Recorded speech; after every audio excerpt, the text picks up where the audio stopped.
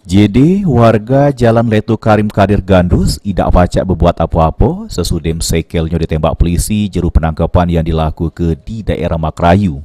Lanang berumur 22 tahun ini ialah DPO polisi jeru kasus begal motor di kawasan Gandus sama Musi 2, di mana tersangka setidaknya sudah beberapa kali jalani aksi begal motor.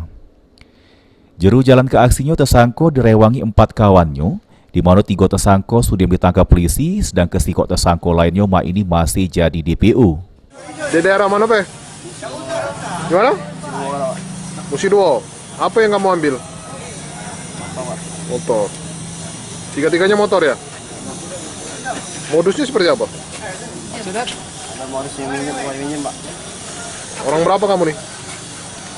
Pertama, yoga, aku, Pak. Selain terlibat aksi begal motor, tersangka juga terlibat aksi pembobolan minimarket sama maling baterai tower salah sikok provider. Menurut Kasubdit Jatlantas Polda Sumsel, Kompol Suryadi, tersangka JD jeruk aksinya sudah mengikat korban lalu ditendang sama ditakut-takuti. Di mana yang bersangkutan ini berperan melakukan kasus perkara 365 pencurian dengan pemberatan, di mana korbannya diikat kemudian ditakut-takuti menggunakan pisau, kemudian ditendang-tendang.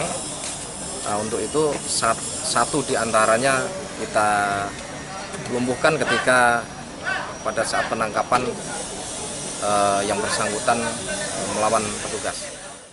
Dari penangkapan tersangka JD, polisi aman ke barang bukti sikok motor punya tersangka, ini oleh polisi tersangka JD dijeblos ke jeru tahanan Polda Sumsel. Firman Hidayat, PAL TV.